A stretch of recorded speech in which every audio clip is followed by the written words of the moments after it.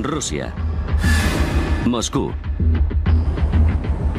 Aeropuerto Internacional de Domodedovo. 1 de julio de 2002, 8:10 de la tarde. 45 niños esperaban embarcar en un vuelo rumbo a Barcelona. Era su premio por sacar buenas notas en el colegio.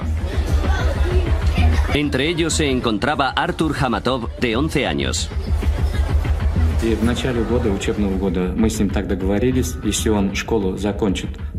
A principio de curso acordamos que si sacaba buenas notas podría ir de viaje con su clase. Una tarde, cuando volví del trabajo, me enseñó las notas del colegio y me dijo: «Papá, he cumplido mi palabra».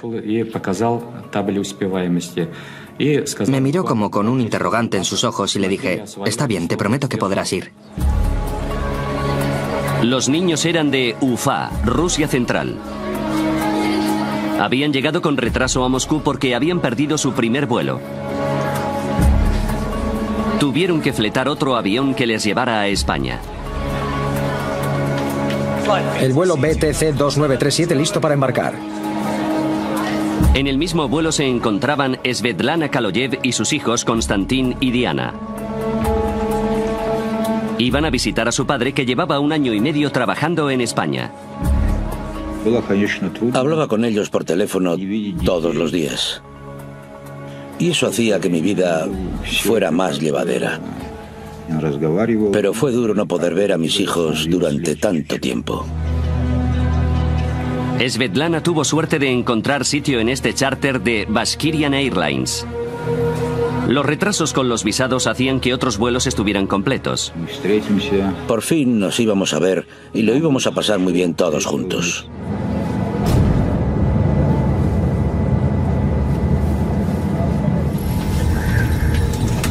La tripulación terminaba de prepararse.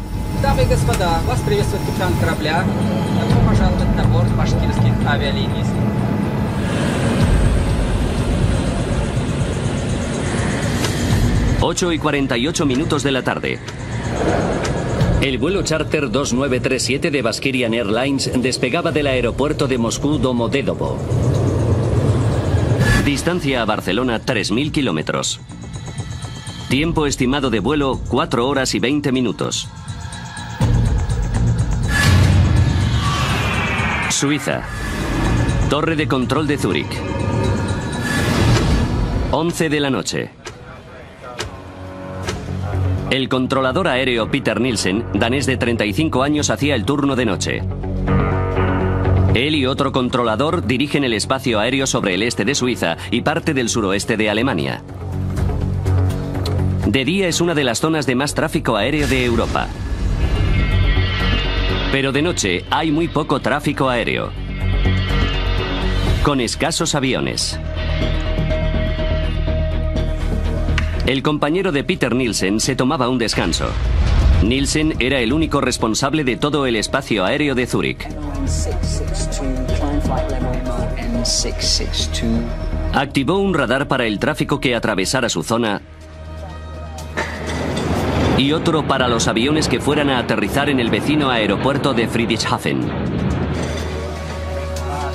Pero después de las 11 no había aterrizajes programados. Nielsen se podía concentrar en el tráfico que circulaba por la zona. 11:06 de la noche. Svetlana Kaloyev y sus hijos, junto con el resto de pasajeros del charter de Bashkirian Airlines, sobrevolaban Austria a unos 10.000 metros.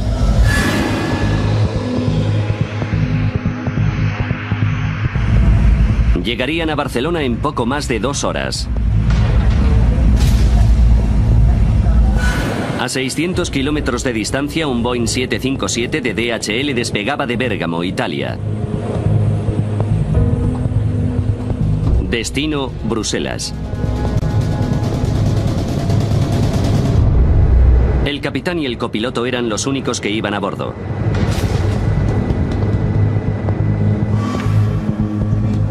Los ingenieros de mantenimiento llegaban a la sala de control de Nielsen.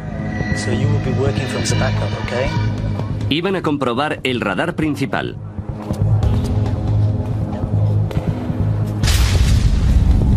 11:21 de la noche.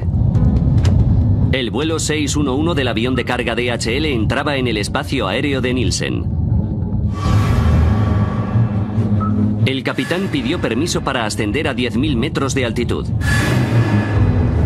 Radar suizo, buenas noches. DHX 611. DHX 611. Identificado. Ascenso programado en 4 o 5 minutos. Antes de dar permiso para ascender, Nielsen tenía que regular tráfico. Descenso de vuelo 320. Los ingenieros de mantenimiento necesitaban trabajar en el sistema telefónico. ¿Podéis hacerlo rápido, por favor? Gracias. 11:25 de la noche. Un avión inesperado se aproximaba a Friedrichshafen. Nielsen tuvo que cambiar de estación de radar. Pero el vuelo retrasado AF1135 se aproximaba para aterrizar.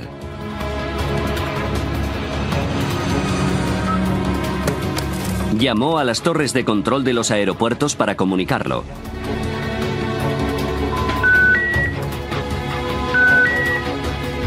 No podía contactar con ellos.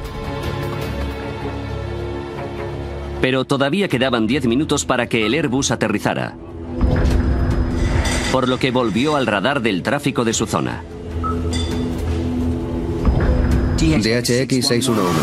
Y dio al avión de carga DHL luz verde para ascender a 10.000 metros. Ascenso de nivel 360.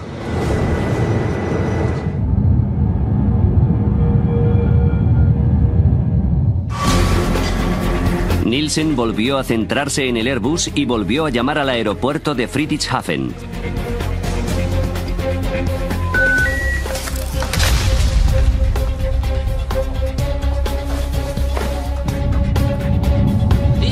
BTC 2937. El charter de Baskirian Airlines contactó al aproximarse a su espacio aéreo. Aquí torre de control, repita. BTC 2937. Nivel 360. Nivel... Pero justo cuando Nielsen contestaba, el Airbus contactaba con él. Vuelo entrante AF1135. Aterrizaje programado en pista 20. De acuerdo, volvemos a hablar en breve. Nielsen llamaba a Friedrichshafen por tercera vez.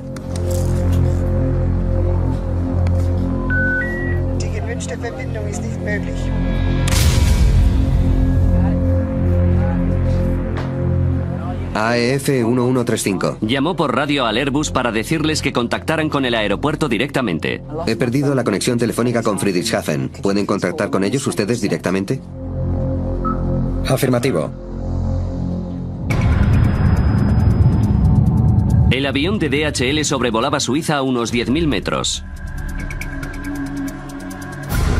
De repente, su sistema de alerta de tráfico y evasión de colisión aérea, el TCAS, hizo sonar una alarma. Tráfico. Tráfico. Tráfico. Tráfico. En el mismo instante, los sistemas TCAS del avión de Baskirian Airlines también saltaron. Tráfico. Tráfico.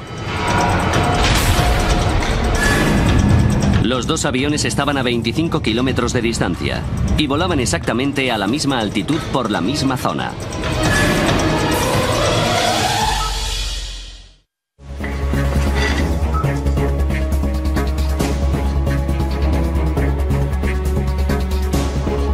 Peter Nielsen se dio cuenta de repente de que tenía un grave problema. BTC 2937. Inmediatamente ordenó a los pilotos rusos descender. Descenso de nivel 350, rápido, hay tráfico atravesando la zona. Segundos después, los sistemas TCAS les decían justamente lo contrario.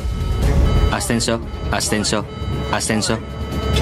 Dice que ascendemos y el controlador que descendemos.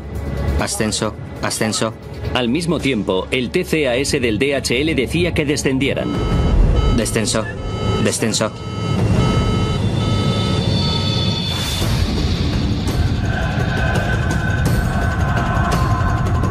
La tripulación de Baskirian no sabía qué orden seguir. Ascenso.